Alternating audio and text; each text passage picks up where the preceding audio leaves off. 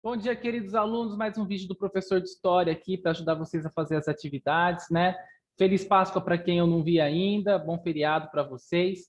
Bem, eu coloquei aqui, tá na versão do Word, mas vocês vão fazer no Visual Class essa semana as atividades. Façam as atividades, por favor, tá bom? É importante que vocês façam, a plataforma é um meio bem relevante de vocês fazerem atividade para não precisar ficar mais buscando papel na escola e arriscando a vida dos pais de vocês lá a pegar o vírus, tá bom? Então, a primeira coisa que tem é bem simplesinha. Você vai procurar no dicionário o significado dessas palavras, tá? Essa semana a gente vai estudar sobre a República Velha, ou como eu já falei com vocês, República Café com Leite, que é a primeira república no Brasil. Muita gente chama de Primeira República, né? Os historiadores. Essa é uma república, por que chama café com leite? Porque havia um revezamento entre os produtores de café de São Paulo e os produtores de leite de Minas Gerais, tá? Vai durar aí 30 e poucos anos. Então, eu quero que vocês pesquisem o que significa a palavra república, o que significa oligarquia, tal. Tudo isso daqui vai servir para vocês entenderem esse conteúdo. Antes de mais nada, está aqui de novo o gráfico, a tabela com os dados da economia, que eu acho que eu já passei para vocês, mas eu vou passar de novo, tá? Essa tabela, ela mostra as décadas do século XIX, tá? Desde 1820 a 1900, que é o século XIX. Mostra como o café era pouco, né? Era só 18% do total de produção de exportação do Brasil, e ele vai se tornar, ao fim do século, 65%. O que isso significa, jovem? Significa que os fazendeiros produtores de café vão enriquecer ao longo dos anos. Ao passo que os de açúcar, que era 30% da exportação brasileira de produto, vai cair para 6%. Ou seja, os produtores de açúcar vão perder influência. O de algodão, mesma coisa, era 20%, vai cair para 2%. E a borracha sobe, ó, era 0,1%, vai subir para 15%. A diferença, jovens, é o seguinte, o café era produzido aqui em São Paulo, né? O açúcar era produzido no Nordeste, o algodão também era produzido aqui em São Paulo, a borracha era lá na Amazônia. Um único fazendeiro, um único produtor lucrava com todo esse comércio, que era o Barão de Mauá, famoso Barão de Mauá. Então, ele era dono sozinho de 15%. Aqui não, aqui esses 65% são dezenas, centenas de fazendeiros, né? Aqui não, aqui é ele sozinho com esses 15%. Bem, dos produtos retratados na tabela, o mais lucrativo no período do Brasil é qual? Já está explicando aqui, é esse aqui, né? O que mais vende, é o que mais manda dinheiro. Isso é um indicativo de que a classe social mais rica era a classe dos, com certeza não era dos índios, né? Bem, aí vem a pergunta, qual grupo social articulou a queda da monarquia no Brasil? No outro roteiro eu já expliquei, né? A grande questão é a questão da escravidão. O rei faz uma coisa que desagrada os cafeicultores, que é aprovar a alforria, o fim da escravidão no Brasil, e isso aí faz com que os cafeicultores fiquem putos da vida. Aí eles se juntam com uma classe que também estava puta, que era a classe dos militares, que foi para a Guerra do Paraguai contra a força, né? Ou contra a vontade, foi a força contra a vontade. E aí os militares voltam da guerra empoderados, cheios de glamour, porque afinal de contas eles ganharam a guerra, né? Eles se juntam com os cafeicultores, fundam o PRP, que eu falei para vocês, que é o Partido da República Paulista, e vão aí tramar a queda do rei, né? Aí eu coloquei aqui um textinho falando sobre a República Velha. Eu vou ler com vocês. A República Velha é o período da história do nosso país que se estendeu de 1889 a... Aí você vê aqui, ó, qual que é o certo, é 1920 ou 1930? Esse é o período mais conhecido entre os historiadores como Primeira República. O Brasil experimentou um avanço industrial nesse período. Resultou no nascimento do movimento camponês, operário, LGBTQ ou burguês, né?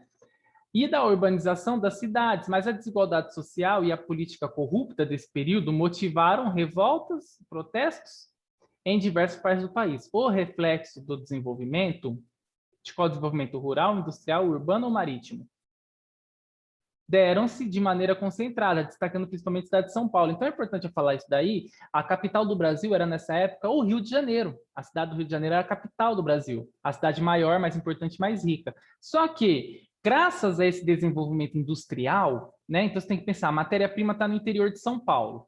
As embarcações saem por Santos. Então, São Paulo é a cidade que está ali no meio. A matéria-prima vem para São Paulo, ela é industrializada em São Paulo, nas poucas indústrias que se formam no Brasil, e de São Paulo ela vai para Santos para o navio embarcar e levar para a Europa. Então, São Paulo vai se tornar, nesse momento, a cidade mais industrializada e vai se tornar a cidade mais rica, mais importante, como ela é hoje. Então, é por isso, muitas vezes você se pergunta, por que São Paulo é a maior cidade do país, mas não é a capital? Porque a capital sempre foi o Rio de Janeiro, onde o rei morava, onde todo mundo vivia lá tranquilamente na praia, tal, não sei o quê. E enquanto isso, os trabalhadores, né, os fazendeiros, eles estavam fundando as indústrias em São Paulo.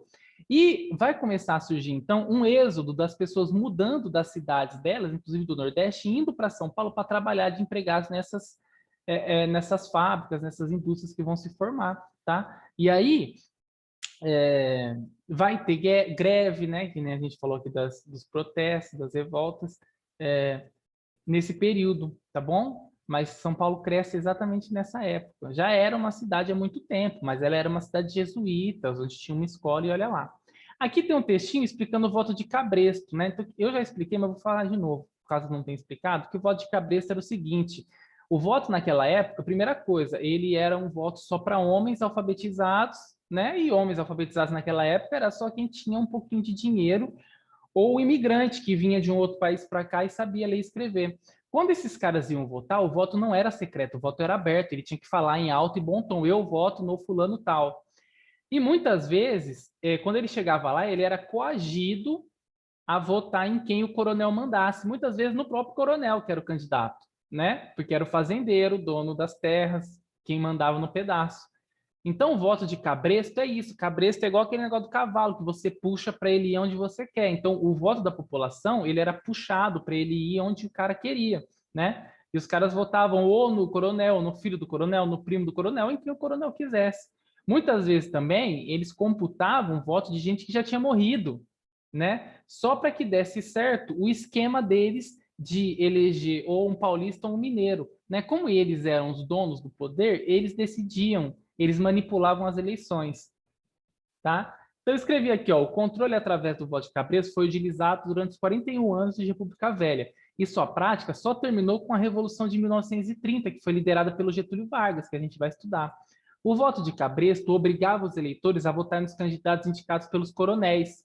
Era a forma de garantir que estes governantes da elite brasileira fossem eleitos e se mantivessem no poder para assegurar os interesses do coronelismo, tá? Agora, eu coloquei aqui, ó, importante lembrar que hoje a compra e venda de votos é crime eleitoral previsto no Código Eleitoral. A pena prevista pode chegar a 4 anos de prisão. Então, gente, por favor, não vamos vender os votos, tá? Até porque você pode ver que nesse período o Brasil foi muito prejudicado por conta desse esquema que é criminoso de você comprar e manipular votos, tá bom? Então, a questão é o seguinte, ó, havia segurança no resultado das eleições democráticas deste período? Havia segurança ou não havia segurança? Né? Eu acho que não havia, aí você escolhe qual dos dois.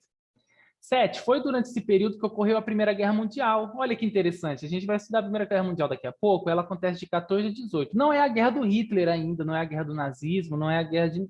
Ainda é uma guerra de trincheira, uma guerra que acontece antes. Não tem metralhadora, não tem bomba nuclear, não tem nada, é uma guerra mais simplesinha. Acontece de 1914 a 1918. O Brasil se declara neutro no início e depois de 3 anos entra do lado dos Estados Unidos contra a Alemanha. E notem que aqui no Brasil a gente estava cheio de alemão que estava imigrando para cá, né? Mas o evento internacional que mais marcou o período foi a quebra da Bolsa Americana de 1930. Sabe por quê? Ela empobreceu o nosso comércio externo e pôs fim ao grande fluxo da compra de café, enfraquecendo o poder dos grandes fazendeiros brasileiros. Então, o Brasil, ele era um país que tinha fazendeiros ricos graças à venda de café para o exterior. Quando a guerra acontece, os grandes países ricos quebram e param de comprar café. Porque quando você entra na crise, a primeira coisa que você corta é o que não é muito essencial, né? E o café era uma coisa muito supérflua, né? Café é um suquinho que você toma no fim da refeição, às vezes de manhã para acordar e tal. Esse povo estava preocupado em conseguir comprar comida para comer, em conseguir reconstruir os prédios, as casas que foram destruídas, em pagar indenização, caso ele tenha perdido a guerra. Quem perde a guerra tem que pagar indenização. Então, o que acontece? Eles param de comprar café, esses grandes fazendeiros poderosos que dominam o país nesse período, eles vão ficar pobres, muitos vão se matar, e aí você vai ter um vácuo de poder. Porque o poder estava na mão dos fazendeiros e agora os fazendeiros não têm mais poder, né? Mas, enfim, ó, o texto, qual é o motivo do enfraquecimento da República Velha? São dois motivos, né? Coloquei aí quais são os motivos no texto. Imigração. O Brasil entra no século XX com 17 milhões de habitantes e deles faz parte 800 mil imigrantes, né? Lá quem está fazendo no Visual Class tem uma imagem mostrando o fluxo de imigração. Mas você pode pesquisar rapidinho qual desses daqui, ó, de quais países vieram os imigrantes do Brasil, né? Vieram da Itália, da Alemanha, da Espanha, da Irlanda, dos Estados Unidos, do Japão, da França, vê lá qual das alternativas aqui é a que está mais correta. E por último, tem a nona questão, que é a Semana de Arte Moderna, né? Tem um textinho explicando aqui. A Semana de Arte Moderna é um marco na história do Brasil. É a primeira vez na história que o Brasil vai produzir uma arte que é totalmente nacional, uma arte que quebra os paradigmas, que não copia nada da Europa, que não copia nada dos Estados Unidos, que é totalmente nossa, muita coisa baseada nos índios, muita coisa baseada na população pobre que vivia aqui. Você tem grandes autores, né, ó, de Cavalcante, Tarsila do Amaral, né, Oswald de Andrade, né?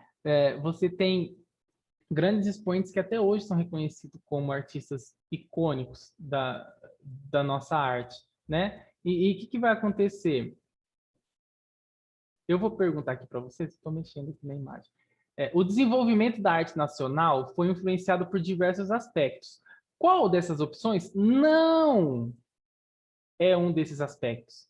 Então, desses quatro aqui, 3 são motivos que levaram a arte a se desenvolver. E um desses não, tá? Qual desses não é?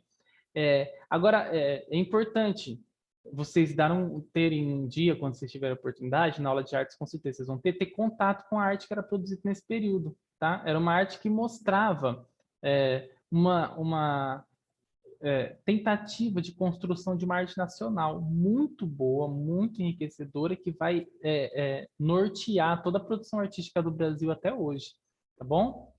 Bem, assinalem a alternativa que vocês acham que está certa aí, tá? Quem tiver alguma dúvida, pode me procurar. Eu mandei uma atividade extra que está valendo ponto extra para as pessoas que estão precisando de nota, tá? Já é um tipo de recuperação aqui para vocês.